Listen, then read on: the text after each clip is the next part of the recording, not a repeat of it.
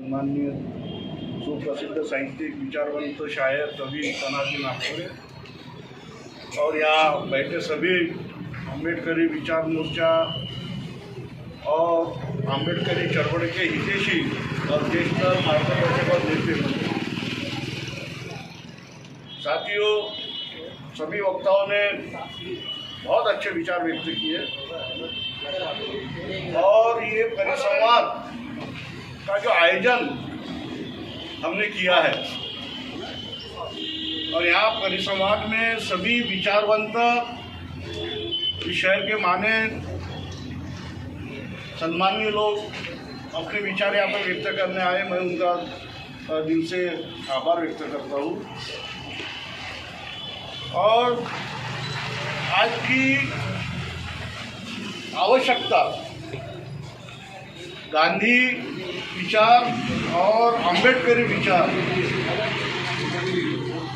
ये मेरे को तो नहीं लगता कि अम्बेडकरी चळवळ के इतिहास में पहला प्रयोग होना चाहिए, ऐसा लगता है मेरे को घाटे साहब, क्योंकि ये समय की मांग है। इस देश में प्रतिगामी शक्ति इतनी मजबूत हो चुकी है कि अब उनको बाजू में लाना और उनको कमज़ोर करना मेरे को नहीं लगता कि आज की तारीख में किसी के बस में है। एक प्रकार का कम्युनिस्ट पक्ष की विचारधारा वो समाप्त होने के मार्ग पे है, कम्युनिस्ट विचारधारा खत्म होने के मार्ग पे है। फुले शाहू अम्बेडकरी विचारधारा जो अलग अलग टुकड़े में बंटती हुई जा रही है, एक ही विचारधाराओं के 4 टुकड़े होते हुए देख रहे हैं हम। फुले शाहू अम्बेडकरी विचारधारा के किसके कहने पे टुकड़े हो रहे हैं ये भी सुनकर हमको सबको मालूम हो गया है। हमारे लोकशाही ने दिया हुआ मतदानों का जो अधिकार है वो भी बढ़ती हुई जा रहा है और सीधा सीधा प्रतिगामी शक्ति को इसका बहुत बड़ा फायदा होते जा रहा है। और यही प्रतिगामी शक्ति अगर इस देश में 2025 तक अगर विराजमान होगी तो समझ लेना फुले शाहू अम्बेडकर और गांधी विचारधारा और कम्युनिस्ट विचारधारा का सुपड़ा साफ हो जाएगा। और उन्होंने 1925 में जो आरएसएस की स्थापना की थी और आरएसएस की स्थापना करते वक्त उन्होंने जो 100 साल का सपना देखा था कि इस देश के अंदर अब 100 साल के बाद ऐसा राज लाएंगे कि जो राज कभी ख़त्म नहीं होगा। और वो राज अगर ख़त्म नहीं हुआ तो जग प्रसिद्ध भारतीय संविधान जो तुम्हारे सारे विकास की गुरु किल्ली है, सारे खजाने की चाबी है, चाहे तुम्हारा शैक्षणिक विकास हो, आर्थिक विकास हो, सामाजिक हो, धार्मिक हो, ये सारी खजाने की चाबी वो समुद्र में ले जाकर फेंक देंगे और संविधान को नाम मात्र रखेंगे और संविधान के पन्ने तुम कभी पढ़ नहीं सकोगे। वे व्यवस्था उन्होंने करके रखा है। और इस देश में, इस भारत में 2 ऐसी विचारधारा है जो आज भी जिंदी है, जो कभी ख़त्म हो नहीं सकती। एक अम्बेडकरी विचारधारा और एक गांधी विचारधारा, जिसकी जड़ें बहुत मजबूत है, जिसकी जड़ें सारे पंजाब से लेके कन्याकुमारी तक और पंजाब से लेके बंगाल तक फैली हुई है। अगर ये विचारधारा का समय को देखते हुए अगर एक होती है तो हम सही मायने में अनुवादी शक्तियों का मुकाबला कर सकते हैं। और लोकशाही में वो प्रावधान हमें दिया है। अगर ऐसा नहीं हुआ तो हम फुले शाहू अम्बेडकर वाले भी कुछ नहीं कर सकेंगे और गांधी विचारधारा वाले भी कुछ नहीं कर सकेंगे। जिस तरह से इस देश के भांडवलदारों ने मार्क्सवादी लेनिनवादी के विचार को ख़त्म कर दिया, उस तरह के हमारे भी विचारों को ख़त्म करने को उनको समय नहीं लगेगा, क्योंकि सारी यंत्रणा उनके पास आ चुकी है, सारा मीडिया उनके पास आ चुका है, सारे भांडवलदार उनके पास आ चुके, सारे खजाना उनके पास आ चुका है, सारे साहित्यिक क्षेत्र उनके पास है। वो जैसा लिखेंगे वैसा साहित्य छापता है। तो ये सारी चीज़ों को तुमको समझना होगा और वो समझने की मांग है।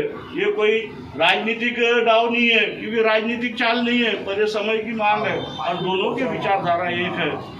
जब महात्मा गांधी ने हमको जब लोग अछूत बोलते थे, यहाँ की व्यवस्था जब हमको अछूत, अनटचेबल और जात के नाम पर हमारे से जो घृणा करते थे, उस समय में महात्मा गांधी ने बहुत अच्छा शब्द दिया था, इनको अछूत न बोल के इनको हरिजन बोलो, यानी हरि के जन, ये भी भगवान की दी हुई इंसान है, यानी बहुत अच्छा शब्द का प्रयोग किए थे उन्होंने।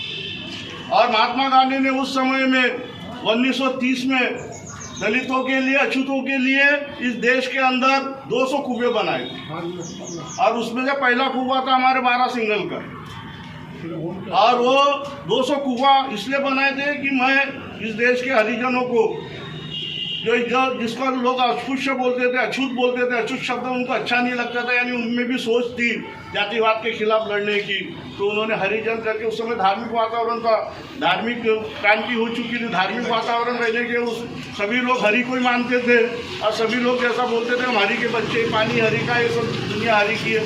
तो हम भी, गांधी जी ने बोला था कि ये भी हरिजन के बच्चे, हरिजन है, हरि के जन है, यानी हरि भगवान के जन है, ऐसा उन्होंने संबोधित करके ये अछूत शब्दों को, और उसी शब्द के खातिर इस देश की प्रतिग्रामी व्यवस्था खौल चुकी थी कि हमने इनका जो हजारों साल से अछूत बना के रखा, तुमने उनको क्यों इतना अच्छा नाम दिया। ये दूसरा उदाहरण है, जब देश में खिलाफत की लड़ाई मुस्लिम के फेवर में हुई थी, गांधी जी ने खिलाफत परिवर्तन का समर्थन किया था, इस देश की मनुवादियों ने बोले थे कि मुसलमानों के फेवर की बातें कर रहे हैं। तो ऐसे कितने उदाहरण है। डॉक्टर बाबा साहब आम्बेडकर ने पुनः करार के माध्यम से जब महात्मा गांधी जी की जान बचाई, क्योंकि बाबा साहब को लगता था कि ये महात्मा गांधी की अगर जान चले जाएगी तो इस देश के अंदर बड़ा अनर्थ हो जाएगा, और बाबा साहब ने 2 पैर पीछे लेते हुए उन्हें करार पर सही करके हमें जो स्वतंत्र मतदार संघ का जो राखीव जो मतदार संघ हमें मिला के दिया। और बाबा साहब, यानी बाबा साहब भी कुछ चाहते थे कि महात्मा गांधी इस देश में जिंदा रहने को होना, ये बाबा साहब का बहुत बड़ा उस समय महात्मा गांधी के प्रति योगदान है।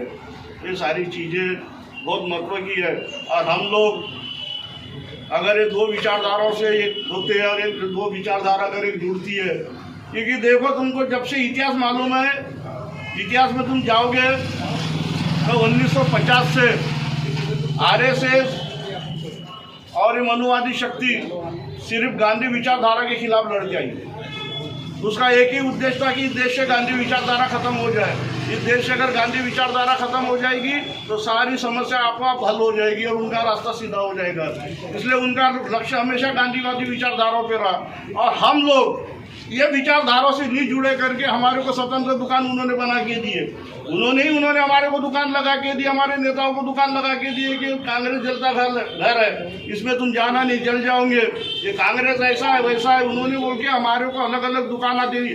अरे दुकान लगाने का एकमेव कारण है कि तुम ये विचारधारा से जुड़ो मत। अगर ये विचारधारा से अगर तुम जुड़ जाते हो तो कांग्रेस और मजबूत हो जाएगी, और अम्बेडकर, फुले शाह अम्बेडकर और गांधी विचारधारा बहुत मजबूत हो जाएगी, और हम RSS वाले इनका कुछ नहीं बिगाड़ सकेंगे। इसलिए हमारे नेताओं को भी इन्होंने अलग अलग दुकानें बांटी है, दुकानों का सजाने का माल भी वही भर के देते हैं। तो ये तरीके से जो हमारा देश का राजकारण गंदा हो चुका है और हमारी शक्ति कमजोर गिरती जा रही है, तो हमारी शक्तियों को भी कहीं तो भी बलशाली बढ़ाना है, क्योंकि हम अकेले रह के परिवर्तन नहीं कर सकते।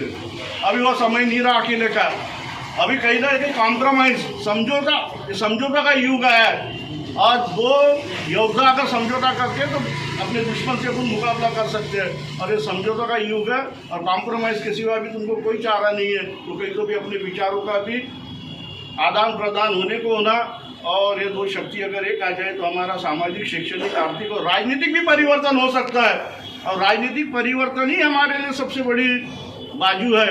हम अकेले बदौलत राजनीतिक परिवर्तन नहीं कर सकते, सब झूठ बात है। सब खुद के बदौलत, चाहे हमारे वामन मेश्राम हो, चाहे हमारे मायावती जी हो, चाहे हमारे OBC हो, चाहे हमारे बहुजनों के कोई भी नेता हो, खुद के बदौलत हम कुछ नहीं कर सकते। तुम्हें कहीं तो भी कॉम्प्रोमाइज़ करके ये सत्ता पे विराजमान होना पड़ेगा, और सत्ता में विराजमान अगर तुमको होना है तो तुम्हें गांधी और अम्बेडकरी विचारों को दोनों को मिलाकर कहीं तो भी कॉम्प्रोमाइज़ करके तभी तुम्हारे हाथ में देश की सत्ता आ सकती है। नहीं तो सब बेकार है, नाटक है, सब झूठ बात है। तुम्हारे मतों का विभाजन होते रहेगा, तुम अकेले गिरते रहोगे, रोज रास्ता क्लियर होते हुए वो सत्ता की और अपना अग्रसर होते रहेंगे।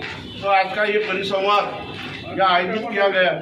मैं अपने यही विचार व्यक्त करके आज के कार्यक्रम के सम्माननीय अध्यक्ष धनाजी नागपुरी जी से विनंती करूँगा कि वो अपने विचार व्यक्त करें।